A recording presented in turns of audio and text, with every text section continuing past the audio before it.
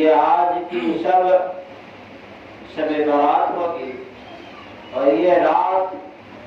بہت ہی بابرکت اور بہت ہی عظیم ترین رات ہے۔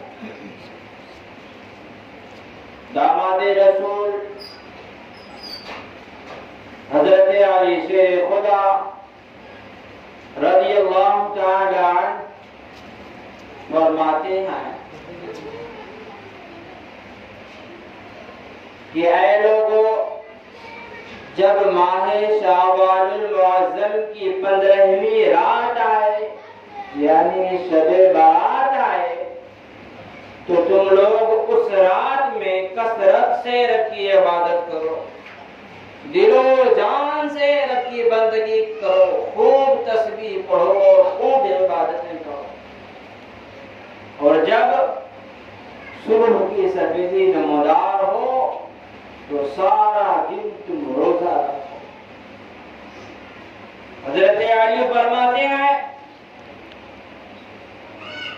کہ جب ماہ شعبان المعظم کی 15ویں رات آتی ہے، یعنی جیسے ہی دن کا اجالا ختم ہوتا ہے اور رات کی تاریکی اپنے دامن کو پھیلاتی ہے، اللہ تبارک و تعالی آسمان کے سب سے نچلے سطح پر آ جاتا ہے اور پروردگار آسمان کے سب سے نچلے سطح پر آنے کے بعد اپنے بندوں پر بالخصوص توجہ فرماتا ہے اور ایسا توجہ کرتا ہے، ایسی نظر کرم عطا کرتا ہے۔ فرمایا مولا تعالی تقریباً تمام بندوں کو بخش دیتا ہے سوائے کچھ لوگوں کے، سبھی بندوں کو بخش دیتا ہے۔ اور فرمایا کہ اللہ تبارک و تعالی کی رحمتیں ساری رات مومنوں پر برستی ہی رہتی ہے، اور رب کے معصوم فرشتے ایک ایک گلی، ایک ایک چوراہے غزہ کے ہر ایک مومن کے یہاں دستک دیتے ہیں اور کہتے ہیں ہے کوئی رزق کا سوال کرنے والا تو آئے رب کے حضور، رزق مانگ لے، برکتیں مانگ لے، مولا ضرور اس کے رزق میں کشادگی عطا فرمائے گا۔ ہے کوئی بیماری سے شفا مانگنے والا، بیماریوں سے چھٹکارا مانگنے والا تو آئے رب کے حضور، التجا کرے، دعائیں کرے، مولا اسے ضرور بھی ضرور بیماریوں سے آزادی عطا فرمائے گا۔ ہے کوئی مصیبتوں کا مارا، غموں کا مارا، ظلم و ستم کا ڈھایا ہوا تو آئے میرے حضور، آئے رب کے حضور، اللہ تبارک و تعالی ضرور بھی ضرور اس کے تمام مصیبتوں کو دور کر دے گا اور اس پر نظر کرم فرمائے گا۔ روایتوں میں آتا ہے کہ پوری رات رب کے فرشتے گشت لگاتے ہی رہتے ہیں یہاں تک کہ صبح کی سفیدی نمودار ہو جاتی ہے اور وہ فرشتے چلے جاتے ہیں۔ عزیزان ملت اسلامیہ، ایک لکڑہارا جو رزق کی تلاش میں، روزی روٹی کے تلاش میں صبح سویرے گھر سے نکلتا ہے، ایک کدھاڑی لے کر جنگل میں جاتا، سوکھے درختوں کو تلاش کرتا، اس کے بعد ان درختوں کو کاٹتا، بوجھ بناتا، سر پہ رکھتا، مارکیٹ میں لاتا اور کئی دیر تک کھڑے رہ کر اس کو بیچتا۔ اس کے بعد اس کو جو اجرت ملتی ہے، اس اجرت سے وہ اپنے 2 وقت کی روٹی کا انتظام کرتا ہے، اپنا اور اپنے بال بچوں کا پیٹ بھرتا ہے۔ وہ سارا دن رزق کے تعلق سے شکایتیں کرتا پھرتا ہے کہ رزق میں بڑی تنگی ہے، نہ کھانے کے لیے ڈھنگ کا کچھ ہے، نہ پینے کے لیے ڈھنگ کا کچھ ہے، اور نہ ہی بچوں کے ایجوکیشن کے لیے کوئی اچھا چیز ہے۔ سارا دن جو شکایتیں کرتا ہی رہتا ہے۔ لیکن جب اللہ تبارک و تعالی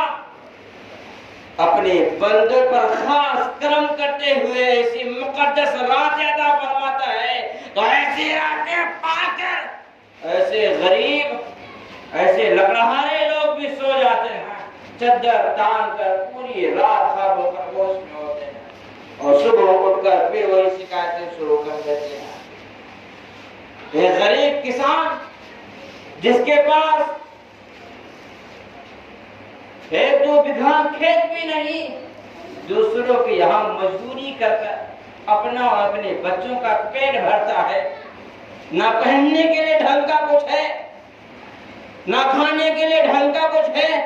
نہ بچوں کی پرورش کے لیے ڈھنگ کا کچھ ہے، اور سارا دن کہتا پھرتا ہے رزق میں بڑی تنگی ہے، رزق میں بڑی تنگی ہے۔ جب وقت آتا ہے، رب کا دربار کھلتا ہے، اے بندے آ میرے دربار میں، تجھے کیا چاہیے، سوال تو کر۔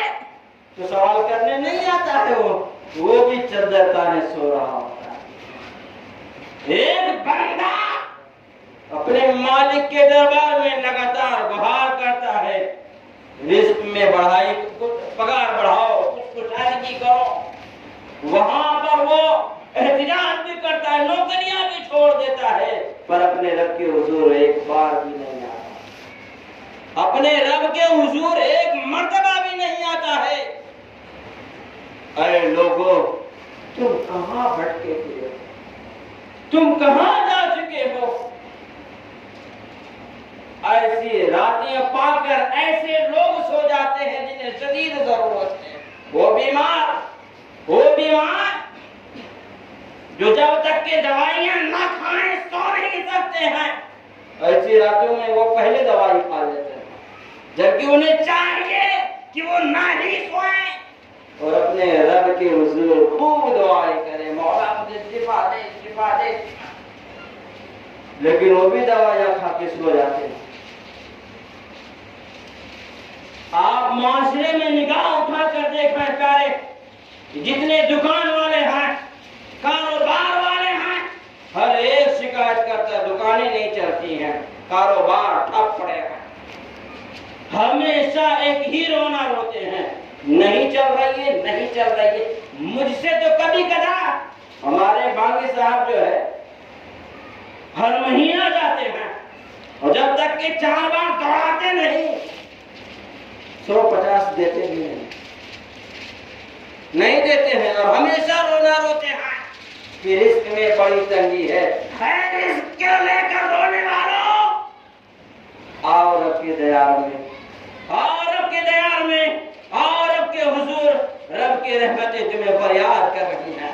رب کی رحمتیں تمہیں بلا رہی ہیں۔ تمہیں کتنا رزق چاہیے، تمہیں کتنا مصیبتوں سے چھٹکارا چاہیے، اور تمہیں کتنا بیماریوں سے شفا چاہیے، آؤ رب کے حضور، تم رو گڑ گڑاؤ، تم رب کے حضور جو ہے کامیابی مانگو تو صحیح، تم غیروں کے دروازے پر پہنچ کر کامیابی کی بھیکیں مانگتے ہو، اپنے رب کا در بھول چکے ہو۔ اگر تمہیں کچھ اعلیٰ مقام چاہیے تو اس کے لیے اگر تمہیں 10 سیٹوں کا چاٹنا ہو تو چاٹ لیتے ہو، اور رب کے حضور 2 رکعت نفل نماز پڑھ کے دعا کرنی ہو تو جان نکل جاتی ہے۔ یہ کون سی عادت دیتا ہے، یہ کون سا طریقہ ہے؟ دوستان ذی قدر، یہ تو وہ لوگ ہیں جو چادر تان کر سو جاتے ہیں، لیکن ہمارے معاشرے میں اب کچھ ایسے بھی مسلمان ہیں پیارے، جن کو اگر چوری کرنے کی عادت ہے، جن کو اگر چوری کرنے کی عادت ہے، جن کو اگر جھوٹ بولنے کی عادت ہے، جن کو اگر زنا خوری کرنے کی عادت ہے، شراب پینے کی عادت ہے، تو ایسی راتوں میں بھی وہ نہیں چھوڑتے ہیں۔ اگر کوئی جوا کھیلتا ہے تو ایسی مقدس راتوں میں بھی وہ اپنے آپ کو نہیں بچاتا ہے، بلکہ باضابطہ اور اعلیٰ پیمانے پر جوا کھیلنے کا اہتمام کرتا ہے۔ اگر کوئی جو ہے حقہ پیتا ہے تو وہ نوجوان جو 2-4 رکعت نمازیں پڑھنے والے تھے ان کو بھی ورگلا لے جاتا ہے اور جا کر ایک ٹولی بنا کر کسی روم میں بیٹھ کر پھر حقے پیتے ہیں۔ ایسی راتوں میں بھی وہ حقے پی رہا ہے جہاں ان کو عبادت اور بندگی کرنی تھی۔ جن کو شراب پینے کی عادت ہے، ایسی راتوں میں جہاں انہیں توبہ کرنا تھا، عشق و محبت کا شراب پینا تھا، وہیں وہ جو ہے نشے کی شراب پیتے ہیں اور جا کر گلیوں میں پڑے ہوئے ہوتے ہیں۔ اے شراب کا جام اپنے لبوں سے لگانے والوں، تمہیں شراب پینے سے بہتر ہے چولہوں پر پانی میں ڈوب کر مر جاؤ۔ تم جب شراب پی کر اپنے دروازوں پر تانڈو مچاتے ہو، تمہیں اس بات کا احساس نہیں ہوتا کہ باپ داداؤں کی عزتیں کہاں جا رہی ہیں، لیکن گھر کے اندر جتنی عورتیں ہوتی ہیں، بال بچے ہوتے ہیں، انہیں بخوب احساس ہوتا ہے کہ ہماری عزت کہاں ہے۔ تو ہم تمام کو چاہیے کسی بھی سی رات میں نہیں بلکہ ہمیشہ کے لیے اپنی زندگی سے شراب کو مٹا کر سکتے ہیں۔ اگر آپ کسی بھی گناہ کے عادی ہیں تو اس رات میں صدق دل سے توبہ کریں اور ہر ایک گناہ سے اپنے آپ کو دور کریں، مولا کے حضور آئیں اور رب کا پیارا بندہ بننے کی کوششیں کریں۔ اور ایسا نہیں ہے پیارے کہ تم نے بہت گناہ کر لیا تو مولا تمہیں نہیں معاف کرے گا، نہیں، تم نے چاہے جتنا گناہ کیا ہوا ہو، تمہارے گناہ رب کی رحمتوں سے بڑے نہیں ہو سکتے۔ تم آؤ تو صحیح، تم رب کے حضور آؤ تو صحیح، توبہ کرو تو صحیح، رب کی عبادت اور بندگی کرو تو صحیح، کامیابی تو تمہاری چلو چاہیے گی۔ عزیزانی ملت اسلامیہ، حضرت امام حسن بصری رحمت اللہ تعالی علیہ کے زمانے میں ایک عورت رہا کرتی تھی جس کے پاس ایک جوان لڑکا تھا، اور یہ دونوں ہی ماں بیٹے آپ کے ہی علاقے میں رہا کرتے تھے۔ ماں متقی تھی، پرہیزگار تھی، لیکن وہی بیٹا ایک نمبر کا بگڑا ہوا تھا۔ اس نے نہ زندگی میں کبھی کوئی عبادت کی اور نہ ہی زندگی میں کبھی کوئی تسبیح کی اور نہ ہی کبھی اس نے قرآن کی تلاوت کی اور نہ ہی اس نے کبھی کسی سنت کو زندہ کیا تھا، اور ہمیشہ نشوں میں دھت رہتا تھا۔ گھر سے باہر نکلتے وقت ماں نے پکڑ لیا، بیٹا جا تو رہا ہے، چرسی اور ٹپوریوں سے تو دور رہنا، جس مقصد کے تحت جا رہا ہے صرف وہی کام کرنا اور وہ کام کر کے اپنے گھر آ جانا، آوارہ دوستوں کے ساتھ نہ ہونا، فضول لوگوں کے ساتھ تو اپنے وقتوں کو ضائع نہ کرنا، جیسا کہ آج کے ہمارے مسلم نوجوان کرتے ہیں۔ اگر ایک نوجوان بگڑا ہے، ایک نوجوان شرابی بنا تو ٹائم نہیں لگتا ہے 10-12 اور لوگوں کو شرابی بنا ہی دیتا ہے۔ اگر ایک نوجوان چور بنا ہے جو اس کو ٹائم نہیں لگتا اپنی گروہ بنانے کے لیے، 10-12 لوگوں کو اور برباد کر دیتا ہے۔ تو ماں نے کہا بیٹا اگر تو گھر کے باہر جاتا ہے تو چرسی ٹپوریوں کے ہاتھ نہ لگنا، اپنا کام کرنا اور سیدھا گھر پہ آ جانا۔ بیٹا گھر سے باہر نکلا اور اس کے دوست اور احباب جب ملے تو وہ اس نے جو پہلے بچنے کی کوششیں کی، لیکن اس کے آوارہ دوست اسے بچنے نہ دیے، اسے ہمیشہ جو ہے ورگلا لے جاتے۔ ماں تو بھیجتی کام کاج کے لیے، لیکن وہ جاتا، جوا کھیلتا، شراب پیتا، عیاشیاں کرتا اور ایک نمبر کا نافرمان بن گیا۔ عزیزان ملت اسلامیہ، پھر وہ وقت آیا کہ ایک دن شراب کے نشے میں دھت ہو کر وہ نوجوان گٹر کے کنارے پڑا ہوا ہوتا ہے۔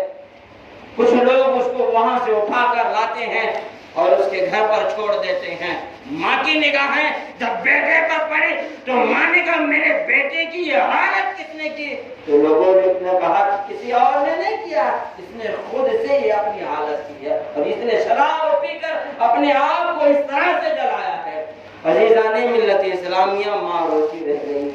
میرا بیٹا اس قدر اور اتنے گندی عادت میں کب ملوث ہوا؟ آج ایسے نہ جانے کتنے والدین ہیں جو سوچتے ہیں میرا بیٹا بڑا اچھا ہے، میرا بیٹا بہت ہی بہترین ہے، حکم کا فرما بردار ہے۔ میں کہتا ہوں یہ سوچ کر کبھی تم خاموش نہ رہنا، کبھی تحقیق بھی کرو، کبھی بچے کے پیچھے چل کر دیکھو بھی تو صحیح کہ آگے جا کر یہ کرتا کیا ہے، کن ٹپوریوں کا ساتھ پکڑتا ہے اور کون سی شراب پکڑتا ہے اور کون سا سگریٹ منہ میں لگاتا ہے اور کہاں بھی زندگی جلا رہا ہے۔ کبھی جا کر اپنی ذمہ داری نبھاؤ تو صحیح، پھر تمہاری اولادیں بنیں گی۔ ایسے ہی نہیں ٹرسی اور ٹپوری بن جاتی، تو بنانے میں اسے چھوڑ کے مدد کر دیتے ہوتا۔ عزیزان ملت اسلامیہ، جب وہ اس بچے کی نگاہیں کھلتی ہیں تو اسے احساس ہو جاتا ہے کہ اب مجھے زیادہ دیر نہیں زندہ رہنا ہے، کیونکہ شراب پی پی کر اندر سے سارا کچھ جل چکا تھا اور اسے احساس ہو جاتا ہے کہ اب میں زیادہ دیر نہیں جی سکتا۔ اپنی والدہ کو کہتا ہے او ماں، باپ داداؤں کی جو عزتیں تھی، باپ داداؤں کی جو شہرتیں تھی، اسے میں نے لے جا کر شراب خانوں میں بیچ دیا ہے۔ اب ہماری کوئی عزت نہیں ہے، ہمارا کوئی وقار نہیں ہے۔ وہ باپ دادا تھے، جب یہاں سے جا رہے تھے تو ان کے چار پائی کے پیچھے پورا گاؤں تھا، لیکن وہ عزت آج میں نے بیچ دیا ہے۔ میرے کھاٹ کو کوئی شاید ہاتھ بھی نہ لگائے، کوئی عزت میرے پاس اب نہیں ہے۔ تو ماں نے کہا پھر بیٹا کیا کرنا چاہیے؟ کہا ایسا کرو کہ ہمارے پیر اور مرشد حضرت حسن بصری رحمت اللہ تعالی علیہ ہیں، ان کے پاس چلی جاؤ اور ان سے کہہ دو کہ وہ آ کر میرا نماز جنازہ پڑھائیں گے۔ والدہ نے کہا ٹھیک ہے، لیکن وہ کیوں آئیں گے؟ جب ایک عام انسان تمہیں ہاتھ نہیں لگانے کو تیار، تو پھر وہ اتنے بڑے امام تمہارے پاس کیسے آئیں گے؟ کہا پتہ نہیں، لیکن اگر امام صاحب آئیں گے تو ان کے ساتھ 4 لوگ ضرور آئیں گے اور کھاٹ اٹھانے کے لیے 4 لوگ تو ہونا ہی ہونا چاہیے۔ ماں جو ہے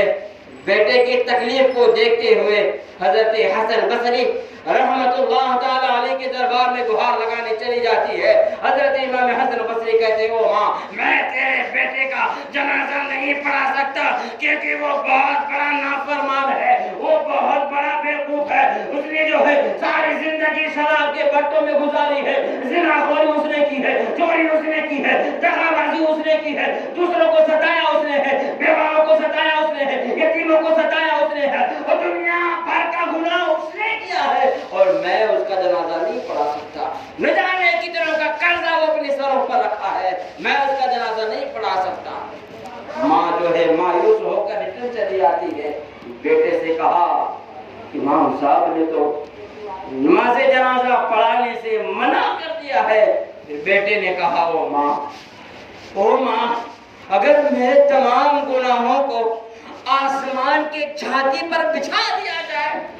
اور ایک طرف میرے گناہوں کو رکھ دیا جائے اور دوسری جانب رب کی رحمتوں کو رکھ دیا جائے تو میرے گناہ بڑے ہیں یا رب کی رحمتیں بڑی ہیں۔ ماں خاموش ہو گئی، کچھ بھی نہ کہی۔ پھر بیٹے نے کہا او ماں، تو کچھ نہیں کہتی تو پھر ایک بات اور سن، کل بروز قیامت اللہ تبارک و تعالی اگر میرا سارا کچھ تمہارے ہاتھ میں رکھ دے اور کہے کہ یہ تیرا بیٹا ہے اور تو اس کے گناہوں کو دیکھتے ہوئے اس کا فیصلہ کری جہنم میں جائے گا یا جنت میں جائے گا، تو ماں تم میرے تعلق سے کیا فیصلہ کرے گی؟ تو ماں کہتی ہے بیٹا میں تو تیرے تمام گناہوں کو نظر انداز کروں گی اور تیرا ہاتھ پکڑ کر جنت میں داخل کر دوں گی، اور اس وقت داخل کر دوں گی جب تک کہ تو مطمئن ہو کر جنت میں نہ چلے جائے۔ تو وہ شرابی جوان کہتا ہے او ماں، جب تیرے سینے میں ماں کی ایک ممتا ہے تو تیری محبتوں کا عالم یہ ہے کہ میرے اتنے سارے گناہوں کو تو پلک جھپکتے ہی نظر انداز کرتی ہے۔ تو وہ رب جس کے سینے میں 70 ماؤں سے بھی زیادہ پیار ہے، وہ بھلا مجھے کیسے نہیں بخشے گا، وہ بھلا مجھے کیسے نہیں بخشے گا۔ اور پھر کہتا ہے ماں میں نے گناہ کیا ہے ٹھیک ہے، میں نے جرم کیے ہیں ٹھیک ہے، لیکن مرنے سے پہلے میرے رب نے مجھے توبہ تو بھی عطا فرمائی، میں نے استغفار کیا نا، میرے آنکھوں سے ایسے ہی نہیں آنسو بہہ رہے ہیں، میرے آنکھوں سے ایسے ہی نہیں یہ پانی گر رہے ہیں، اور میرا بدن ایسے ہی نہیں کانپ رہا ہے، میں اپنے گناہوں سے شرمندہ ہوں اور اپنے رب سے معافی مانگ رہا ہوں۔ تو اے لوگوں، کتنا بڑا بھی تم نے گناہ کیا ہو، کتنا بڑا بھی تم نے جرم کیا ہو، کتنا بڑا تم نے خطا کیوں نہ کیا ہو، تم اپنے رب کی رحمتوں سے کبھی نا امید نہیں ہونا، کبھی جو ہے تم نا امید نہیں ہونا، تمہارے گناہ کتنے ہی ہو جائیں رب کی رحمتوں کے برابر نہیں ہو سکتے۔ عزیزان ملت اسلامیہ، ادھر بیٹے کا انتقال ہوا، ادھر دروازے پر حضرت امام حسن بصری رحمت اللہ تعالی علیہ دروازے پر دستک دیتے ہیں، ماں نے دروازہ کھولا، حسن بصری سامنے کھڑے ہیں، ماں نے سوال کیا پیر صاحب آپ نے تو منع کر دیا تھا پھر آپ چلے آئے؟ کہا ہاں میں نے منع تو کر دیا تھا، لیکن تمہارے آنے کے بعد ہی مجھے بہت بہترین نیند آئی ہے، اور جب نیند آئی ہے تو غیب سے آواز آئی ہے حسن بصری فلاں جگہ چلے جاؤ، فلاں محل فلاں کٹیے میں جو ہے میرا ایک چہیتا بندہ لیٹا ہوا ہے جس کا انتقال ہو گیا ہے، جاؤ اس کا جو ہے نماز جنازہ پڑھو اور کاندھے پر اٹھاؤ قبرستان تک پہنچا دو۔ عزیزان ملت اسلامیہ فرماتے ہیں میں نے کہا ارے وہ تو بہت بڑا گنہگار خطا کار ہے، کہا گرچہ وہ خطا کار ہے، گرچہ وہ گنہگار ہے، لیکن میں نے جو ہے اس کے گناہوں کو معاف کر دیا ہے۔ فرمایا کوئی بندہ اتنا گنہگار ہو کہ سمندر کے پانی سے بھی زیادہ اس کے گناہ ہو، سمندر کے پانی سے بھی زیادہ اس کے گناہ ہو، پھر بھی میرے رحمتوں سے بڑھ کر نہیں ہو سکتے، میرے رحمتوں سے بڑھ کر نہیں ہو سکتے ہیں۔ حسن بصری میں نے اسے معاف کر دیا ہے، اس نے صدق دل سے توبہ کیا ہے، جاؤ اس کا کریا کرم کرو۔ عزیزان ملت اسلامیہ، تو ہم تمام لوگوں کو کبھی نا امید نہیں ہونا چاہیے، رب نے ہمیں بڑی عظیم رات عطا فرمائی ہے، تو اس رات میں موقع نکالیں پیارے اور صدق دل سے رب کی عبادت بندگی کریں، زیادہ سے زیادہ جو ہے تسبیح و تہلیل بیان کریں۔ اور میں ایک بات اور بتا دوں کہ انشاءاللہ تبارک و تعالی 6 رکعت نماز مسجد میں ضرور پڑھی جائے گی، جماعت سے نہیں ہوگی لیکن پڑھی جائے گی، سورہ یاسین دعائیں پڑھی جائیں گی مغرب کے بعد۔ آپ حضرات ضرور نماز میں شریک رہیں، اور ابھی جمعہ کی نماز ختم ہوگی، سلام ہو جائے گا۔